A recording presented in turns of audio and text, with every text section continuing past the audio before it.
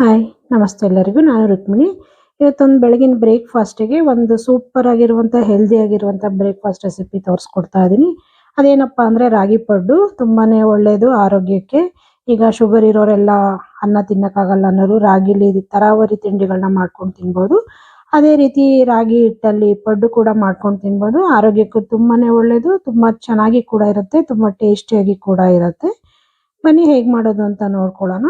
ನಾನಿಲ್ಲಿ ಮೊದಲಿಗೆ ರಾಗಿ ಪಡ್ಡು ಮಾಡೋಕ್ಕೋಸ್ಕರ 1 ಕಪ್ ಆಗುವಷ್ಟು ನಾನು ಇಡ್ಲಿ ರವೆ ತಗೊಂಡಿದ್ದೀನಿ ಇಲ್ಲಿ. ಜಸ್ಟ್ ಒಂದು 2 ನಿಮಿಷ ಮೀಡಿಯಂ ಫ್ಲೇಮಲ್ಲಿ ಇದನ್ನ ಫ್ರೈ ಮಾಡ್ಕೋಬೇಕಾಗತ್ತೆ. ನಾವು ರವೆ ಹಾಕಿ ಮಾಡೋದ್ರಿಂದ ಪಡ್ಡು ಅಂತೂ ತುಂಬಾನೇ ಚೆನ್ನಾಗಿ ಬರುತ್ತೆ. ಬರೀ ಹಿಟ್ಟಾಕಿ ಮಾಡಿದ್ರೆ ಅಷ್ಟು ಚೆನ್ನಾಗಿ ಬರೋದಿಲ್ಲ. ಹಾಗಾಗಿ ನೋಡಿ ಒಂದು 2 ನಿಮಿಷ ಮೀಡಿಯಂ ಫ್ಲೇಮಲ್ಲಿ ಇದನ್ನ ಹುರ್ಕೊಂಡಿದ್ದೀನಿ.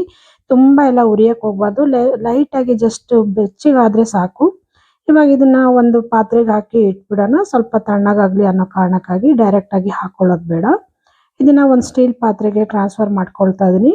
ಜೊತೆಗೆ ಇಲ್ಲಿ ನೋಡಿ ನಾನು ಒಂದು ಉದ್ದಿನ ಬೇಳೆ ಮತ್ತೆ ಕಡಲೆ ಬೇಳೆ ಆಮೇಲೆ ಸ್ವಲ್ಪ ಮೆಂತೆ ಕಾಳನ್ನ ಒಂದು 5 ಅವರ್ ನೆನೆಸಿ ಇಟ್ಕೊಂಡಿದ್ದೀನಿ.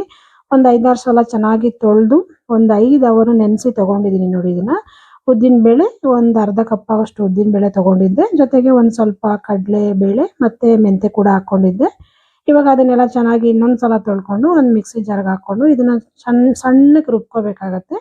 ನೀರು ಕೂಡ ಸೇರಿಸ್ಕೊಂಡು ತುಂಬಾ ಸಣ್ಣ ರುಬ್ಕೊಳ್ತೀನಿ. ತುಂಬಾ ಎಷ್ಟು ಸಣ್ಣ ಆಗುತ್ತೆ ಅಷ್ಟು ಸಣ್ಣ ರುಬ್ಕೊಂಡ್ರೆ ಚೆನ್ನಾಗಿರುತ್ತೆ. ನೋಡಿ ರುಬ್ಕೊಂಡ್ ಬಂದಿದ್ದೀನಿ ಕೂಡ ತೋರಿಸ್ತಾ ಇದ್ದೀನಿ.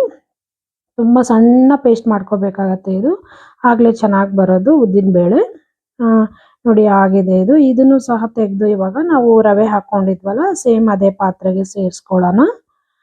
ರವೆ ಕೂಡ ತಣ್ಣಗಾಗಿದೆ ನೋಡಿ. ಈಗ ಉದ್ದಿನ ಬೇಳೆ ರುಬ್ಕೊಂಡು ಅದು ಕೂಡ ಸೇರಿಸ್ಕೊಳ್ತಾ ಇದೀನಿ. ನಾನಿಲ್ಲಿ ಅಕ್ಕಿ ಅನ್ನ ಆಗ್ಲಿ ಅಥವಾ ಅವಲಕ್ಕಿ ಆಗ್ಲಿ ಏನು ಯೂಸ್ ಮಾಡಿಲ್ಲ.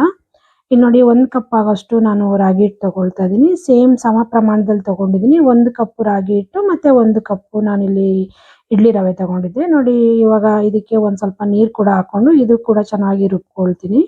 ರಾಗಿ ಹಿಟ್ಟನ್ನು ಕೂಡ 1 ನಿಮಿಷ ಗ್ರೈಂಡ್ ಮಾಡ್ಕೊಂಡಿದ್ದೀನಿ. ಯಾಕಂದ್ರೆ ಹಿಟ್ಟಾಗಿರೋದ್ರಿಂದ ಜಾಸ್ತಿ ಗ್ರೈಂಡ್ ಮಾಡೋ ಅವಶ್ಯಕತೆ ಇಲ್ಲ. ಇವಾಗ ಇದನ್ನು ಕೂಡ ನಾವು ಈಗ ಉದ್ದಿನ ಬೇಳೆ ರುಬ್ಬ ಹಾಕೊಂಡಿದ್ವಲ್ಲ ರವೆ ಅದ್ರೊಳಗೇನೆ ಮಿಕ್ಸ್ ಮಾಡ್ಕೊಳ್ಳೋಣ. ಸ್ವಲ್ಪ ಇದನ್ನ ಜಾರ್ಗೆ ತೊಳೆದು ಸ್ವಲ್ಪ ನೀರು ಕೂಡ ಸೇರಿಸ್ಕೊಳ್ತೀನಿ. ಆದಷ್ಟು ಗಟ್ಟಿನೇ ಇರಬೇಕು ಹಿಟ್ಟು. ತುಂಬಾ ತೆಳ್ಳಗೆಲ್ಲ ಮಾಡಕ್ ಹೋಗ್ಬಾರ್ದು. ಇವಾಗ ರುಚಿಗೆ ತಕ್ಕಷ್ಟು ಉಪ್ಪು ಕೂಡ ಸೇರಿಸ್ಕೊಂಡು ಇದಕ್ಕೊಂದು ಒಳ್ಳೆ ಮಿಕ್ಸ್ ಕೊಡೋಣ. ರವೆ ಮತ್ತೆ ಉದ್ದಿನ ಬೇಳೆ ಆಮೇಲೆ ರಾಗಿ ಹಿಟ್ಟು ರುಬ್ಕೊಂಡಿದ್ವಲ್ಲ ಇಷ್ಟನ್ನು ಚೆನ್ನಾಗಿ ಮಿಕ್ಸ್ ಮಾಡ್ಕೊಳ್ಳೋಣ. ಒಂದಕ್ಕೊಂದು ಹೊಂದ್ಕೋಬೇಕು. ರವೆಯಲ್ಲಿ ಗಂಟೆಲ್ಲ ಬಂದ್ಬಿಡುತ್ತೆ. ಹಿಂಗೆ ಕಲಿಸ್ಬೇಕಾದ್ರೆ ಗಂಟೆಲ್ಲ ಒಡ್ಕೊಂಡು ಚೆನ್ನಾಗಿ ಮಿಕ್ಸ್ ಆಗಬೇಕು. ಒಂದು ಒಳ್ಳೆ ಪೇಸ್ಟ್ ರೆಡಿ ಆಗಬೇಕು ನೋಡಿ ಈ ರೀತಿ ನೋಡಿ ಒಂದು 2 ನಿಮಿಷ ಚೆನ್ನಾಗಿ ಮಿಕ್ಸ್ ಮಾಡ್ಕೊಂಡು ತಗೊಂಡಿದ್ದೀನಿ. ನೋಡಿ ಈ ರೀತಿ ಬರಬೇಕು ಹಿಟ್ಟು. ಇವಾಗ ಇದನ್ನ ಓವರ್ ನೈಟ್ ನೆನೆಸಕ್ಕೆ ಇಟ್ಬಿಡೋಣ. ಚೆನ್ನಾಗಿ ನೆನ್ಕೋಬೇಕು ಇದು. ನೋಡಿ ಓವರ್ ನೈಟ್ ಆಗಿತ್ತು. ಒಂದು 8 ಅವರ್ ನೆನೆಸ್ಕೊಂಡು ತಗೊಂಡಿದ್ದೀನಿ. ಹಿಟ್ಟು ಕೂಡ ಹುಳಿ ಬಂದಿದೆ ನೋಡಿ ಎಷ್ಟು ಚೆನ್ನಾಗಿ ಕಾಣಿಸ್ತಾ ಇದೆ. ಸ್ವಲ್ಪ ಹತ್ರದಿಂದ ತೋರಿಸ್ತೀನಿ. ಈ ರೀತಿ ಹಿಟ್ಟು ಅಳ್ಕೋಬೇಕು. ಅಳ್ಕೊಂಡ್ರೆ ತುಂಬಾ ಚೆನ್ನಾಗಿರುತ್ತೆ ಮಾಡಕ್ಕೆ. ನೋಡಿ ಇದ್ರ ಜೊತೆಗೆ ನಾವು ಇಲ್ಲಿ ಇಡ್ಲಿ ಕೂಡ ಮಾಡ್ಕೋಬಹುದು, ದೋಸೆ ಕೂಡ ಮಾಡ್ಕೋಬಹುದು, ಪಡ್ಡು ಕೂಡ ಮಾಡ್ಕೋಬಹುದು. ನಮ್ಗೆ ಅನುಗುಣವಾಗಿ ಸೇಮ್ ಮೆಥಡ್ ಅಲ್ಲಿ ನಾವು ಇದನ್ನ ಈ ರೀತಿ ಇಟ್ಟು ರೆಡಿ ಮಾಡ್ಕೊಂಡ್ರೆ ಯಾವ್ದು ಐಟಮ್ ಬೇಕೋ ಆ ಐಟಮ್ ದೋಸೆ ಆಗ್ಲಿ ಇಡ್ಲಿ ಆಗ್ಲಿ ಇಲ್ಲ ಪಡ್ಡಾಗ್ಲಿ ಯಾವ್ದು ಬೇಕಾದ್ರೂ ಮಾಡ್ಕೋಬಹುದು. ಈಗ ನಾನು ಇಲ್ಲಿ ಪಡ್ಡು ಮಾಡೋಕ್ಕೋಸ್ಕರ ಇನ್ನೊಂದು ಪಾತ್ರೆಗೆ ಸ್ವಲ್ಪ ಹಿಟ್ಟನ್ನ ಸೇರಿಸ್ಕೊಳ್ತೀನಿ. ಇದೇ ಹಿಟ್ಟಲ್ಲಿ ನಾನು ಸ್ವಲ್ಪ ಇಡ್ಲಿ ಕೂಡ ಮಾಡ್ಕೊಳ್ತಾ ಇದ್ದೀನಿ. ಹಾಗಾಗಿ ಸ್ವಲ್ಪ ನಮ್ಗೆ ಎಷ್ಟು ಬೇಕೋ ಅಷ್ಟನ್ನ ಇನ್ನೊಂದು ಪಾತ್ರೆಗೆ ನಾನು ಇದು ಹಿಟ್ಟನ್ನ ಸೇರಿಸ್ಕೊಂಡಿದ್ದೀನಿ. ಇವಾಗ ಇದಕ್ಕೆ ಒಂದು ಅರ್ಧ ಸ್ಪೂನ್ ಆಗೋಷ್ಟು ಜೀರಿಗೆ, 1 ಈರುಳ್ಳಿ ಸಣ್ಣಕ್ಕೆ ಕಟ್ ಮಾಡಿ ಸೇರಿಸ್ಕೊಳ್ತಾ ಇದ್ದೀನಿ. ಜೊತೆಗೆ ಒಂದೇ ಒಂದು ಹಸಿಮೆಣಸಿನಕಾಯಿ ಹಾಕೊಳ್ತಾ ಇದ್ದೀನಿ ರೌಂಡ್ ಕಟ್ ಮಾಡಿ. ಮಕ್ಕಳು ತಿನ್ನೋದ್ರಿಂದ ಖಾರ ಅಷ್ಟು ಬೇಡ ಅನ್ನೋ ಕಾರಣಕ್ಕಾಗಿ. ಒಂದು ಕರಿಬೇವು ಕೂಡ ಸಣ್ಣಕ್ಕೆ ಕಟ್ ಮಾಡಿ ಸೇರಿಸ್ಕೊಂಡಿದ್ದೀನಿ. ಆಮೇಲೆ ಒಂದು ಕ್ಯಾರೆಟನ್ನ ಸಣ್ಣಕ್ಕೆ ತುರಿದು ಹಾಕೊಂಡಿದ್ದೀನಿ. ಆಮೇಲೆ ಕೊತ್ತಂಬರಿ ಸೊಪ್ಪು ಆದಷ್ಟು ನಾಟಿ ಕೊತ್ತಂಬರಿ ಸೊಪ್ಪೇ ಯೂಸ್ ಮಾಡಿ, ಫ್ಲೇವರ್ ಚೆನ್ನಾಗಿರುತ್ತೆ. ಆಮೇಲೆ ಸಬ್ಸಿಗೆ ಸೊಪ್ಪು ಸ್ವಲ್ಪ ಹಾಕೊಂಡಿದ್ದೀನಿ. ಇವಾಗ ಸ್ವಲ್ಪ ಉಪ್ಪು ಸೇರಿಸ್ಕೊಳ್ತಾ ಇದ್ದೀನಿ. ನಾನು ಆಲ್ರೆಡಿ ಹಿಟ್ಟಿಗೆ ಸ್ವಲ್ಪ ಉಪ್ಪು ಸೇರಿಸ್ಕೊಂಡಿದ್ದೆ. ಇಷ್ಟು ಐಟಮ್ ಸೇರಿಸಿರೋದ್ರಿಂದ ಸ್ವಲ್ಪ ಸಪ್ಪೆ ಆಗುತ್ತೆ ಅನ್ನೋ ಕಾರಣಕ್ಕಾಗಿ ಸ್ವಲ್ಪ ಉಪ್ಪು ಕೂಡ ಸೇರಿಸ್ಕೊಂಡು ನೋಡಿ ಇದನ್ನ ಚೆನ್ನಾಗಿ ಮಿಕ್ಸ್ ಮಾಡ್ಕೊಳ್ಳೋಣ. ಒಂದಕ್ಕೊಂದು ಹೊಂದ್ಕೋಬೇಕು. ಇದನ್ನ ಇಷ್ಟು ಐಟಮ್ನ ಬೇಕಾದ್ರೆ ಒಗ್ಗರಣೆ ಮಾಡಿ ಕೂಡ ಫ್ರೈ ಮಾಡಿ ಕೂಡ ಹಾಕೊಬಹುದು. ನಾನು ಡೈರೆಕ್ಟಾಗಿ ಹಾಗೆ ಹಾಕೊಂಡಿದ್ದೀನಿ. ಒಂದು ಹಸಿ ಫ್ಲೇವರ್ ಇದರಲ್ಲಿ ಚೆನ್ನಾಗಿ ಬರುತ್ತೆ. ಹಾಗಾಗಿ ಕ್ಯಾರೆಟ್ ಈರುಳ್ಳಿದೆಲ್ಲ ತಿನ್ಬೇಕಾದ್ರೆ ಒಂದು ಒಳ್ಳೆ ಫ್ಲೇವರ್ ಬರುತ್ತೆ. ಹಾಗಾಗಿ ನಾನು ಇಲ್ಲಿ ಫ್ರೈ ಮಾಡಿಲ್ಲ, ಹಾಗೆ ಹಾಕೊಂಡಿದ್ದೀನಿ. ಅದು ಕೂಡ ರೆಡಿ ಆಯ್ತು. ಇವಾಗ ನೋಡಿ ಸ್ಟವ್ ಮೇಲೆ ಒಂದು ಪಡ್ಡು ಬಾಣಲಿ ಇಟ್ಕೊಂಡಿದ್ದೀನಿ. ಬಾಣಲಿ ಇಟ್ಕೊಂಡು ಬಾಣಲಿ ಹಾಕ್ಬೋದು, ಇಲ್ಲ ಹಂಚಂತಾದ್ರೂ ಕರಿಬೋದು. ಎಣ್ಣೆ ಕೂಡ ಹಾಕೊಂಡಿದ್ದೀನಿ, ಚೆನ್ನಾಗಿ ಕಾಯ್ಕೊಂಡಿತ್ತು. ಇವಾಗ ನೋಡಿ ಸ್ವಲ್ಪ ಸ್ವಲ್ಪನೇ ಇದಕ್ಕೆ ಹಿಟ್ಟನ್ನ ಸೇರಿಸ್ಕೊಳ್ಳೋಣ. ತುಂಬ ಹಾಕಕ್ಕೆ ಹೋಗ್ಬಾರ್ದು, ಸ್ವಲ್ಪ ಸ್ವಲ್ಪನೇ ಎಲ್ಲದಕ್ಕೂ ಸ್ಪ್ರೆಡ್ ಮಾಡ್ಕೊಳ್ತೀನಿ. ಒಂದೊಂದೇ ನಿಧಾನವಾಗಿ ಎಲ್ಲಾನು ಹಾಕ್ಕೊಳ್ಳೋಣ. ತುಂಬಾನೇ ಚೆನ್ನಾಗಿ ಬರುತ್ತೆ. ನೀವು ಒಂದ್ಸಲ ಈ ವಿಧಾನದಲ್ಲಿ ಟ್ರೈ ಮಾಡಿ, ಹೇಗೆ ಬಂತು ಅಂತ ನೀವು ಒಂದ್ಸಲ ತಿಳಿಸಿ. ನೋಡಿ ಎಲ್ಲಾನು ಹಾಕ್ಕೊಂಡು ಮೀಡಿಯಂ ಫ್ಲೇಮಲ್ಲಿ ಒಂದು 3 ನಿಮಿಷ ಬೇಯಿಸ್ಕೋಬೇಕು ಇದನ್ನ.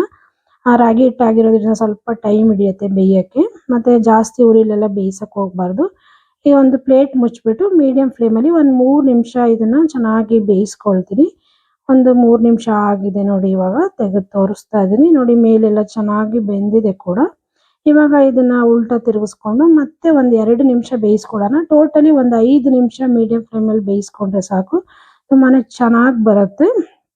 ನೋಡಿ ಇದು ಕೂಡ ಚೆನ್ನಾಗಿ ಉಲ್ಟಾ ಮಾಡಿ ತಿರುಗಿಸ್ಕೊಂಡು ಇನ್ನು 2 ನಿಮಿಷ ಇದನ್ನ ಬೇಯಿಸ್ಕೊಳ್ತೀನಿ. ನೋಡಿ ಇಷ್ಟೇ, ಇದು ಪಡ್ಡು ರೆಸಿಪಿ ತುಂಬಾನೇ ಚೆನ್ನಾಗಿ ಬರುತ್ತೆ.